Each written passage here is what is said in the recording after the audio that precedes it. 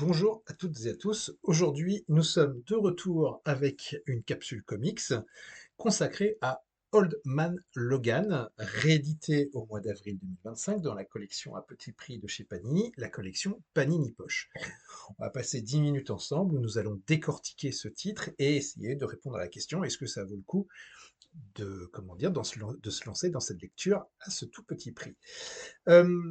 Donc, Old Man Logan, c'est un titre écrit par Mark Millar et dessiné par Steve McNiven, qui sont les deux auteurs d'un crossover devenu totalement culte, puisque ce sont eux qui avaient écrit quelques années plus tôt la saga Civil War. Le principe d'Old Man Logan, c'est et si en fait les super-héros Marvel avaient perdu, et si Wolverine avait entre guillemets rangé ses griffes pour de bon, s'il s'était rangé, c'est un petit peu le postulat de départ de ce récit, donc, que je l'ai déjà dit culte, mais particulièrement brutal, un peu émouvant, et franchement pas pour les enfants. De quoi ça parle, donc, plus précisément? Eh bien, en fait, Old Man Logan se déroule dans un monde post-apocalyptique où les héros ont quasiment totalement disparu et où les vilains ont gagné. En fait, on se retrouve un peu à la croisée entre Mad Max et le western façon impitoyable de Clint Eastwood. Logan a donc abandonné sa carrière super-héroïque, il a renoncé à la violence, il vit en fait reclus avec sa famille. Et comme point de départ de l'histoire, nous avons des Hulk dégénérés, redneck, consanguins. Ces Hulk viennent lui réclamer en fait le loyer et en fait Wolverine, Logan part sur les routes avec un Hawkeye aveugle pour livrer un colis et payer ses dettes. C'est donc un road trip à travers les ruines d'un Marvel univers totalement dévasté, totalement détruit, post-apocalyptique. Alors, sur le papier, on a des idées un petit peu folles. On a Logan et Hawkeye qui se baladent en Spider-Mobile. On a, à un moment donné dans l'histoire, nos héros qui tombent sur un Venom T-Rex. Oui, quand même. Et puis, le nombre de cadavres de super-héros qui traînent dans cette histoire est assez affolant. Alors pourquoi c'est bien? Pourquoi c'est intéressant ce Old Man Logan? Parce que on a pas mal d'éléments qui auraient pu rendre ce comics à la fois ridicule ou indigeste, voire viriller vers le pas le fan service, mais en tout cas la fanfiction. Des Hulk incestueux, j'en ai parlé, un Hank Pym géant qui est complètement crevé dans un champ, un crâne rouge qui s'amuse entre guillemets à se déguiser en Captain America, et pourtant, malgré ça, malgré cette outrance, hein, Mark Miller n'est pas le dernier, ça fonctionne. Pourquoi? Parce que en fait, il crée un univers qui est totalement cohérent. Le ton est mine de rien maîtrisé et la narration est tendue, particulièrement tendue. Et Steve McNiven, lui, de son côté, visuellement, il assure, quoi. C'est dense, c'est détaillé, il y a plein, ça fourmille de détails, c'est spectaculaire et surtout, c'est lisible. C'est-à-dire que ça ne part pas dans tous les sens.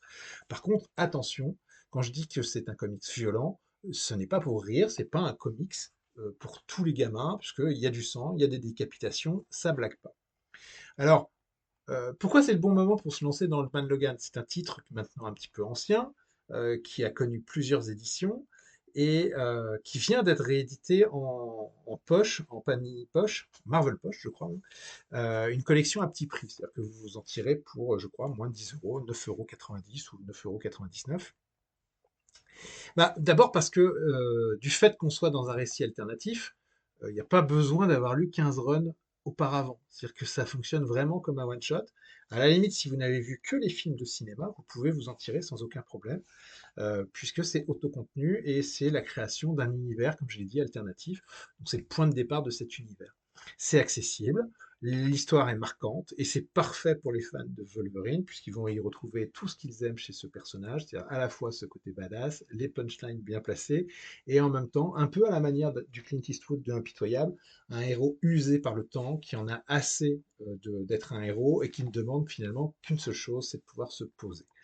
Et puis, si vous êtes amateur de récits post-apocalyptiques, eh ben, vous allez aussi évidemment y trouver votre compte avec en fond, en background, une société totalement détruite qui doit se reconstruire et où les super-héros ont disparu.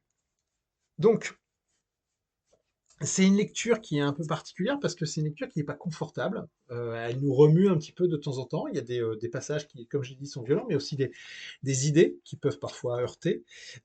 Si vous aimez les histoires de super-héros qui en prennent plein la gueule, et Marc Millar adore ça, bah, foncez parce que vous aurez votre compte de moments un peu tendus et un peu compliqués pour les super-héros. C'est du Millar, c'est-à-dire que c'est un scénariste qui aime être provocateur, c'est un scénariste malin, mais c'est aussi un scénariste efficace. Et je dois dire que quand bien même je n'aime pas la déconstruction des super-héros en général, je dois dire que j'ai trouvé ce récit particulièrement agréable.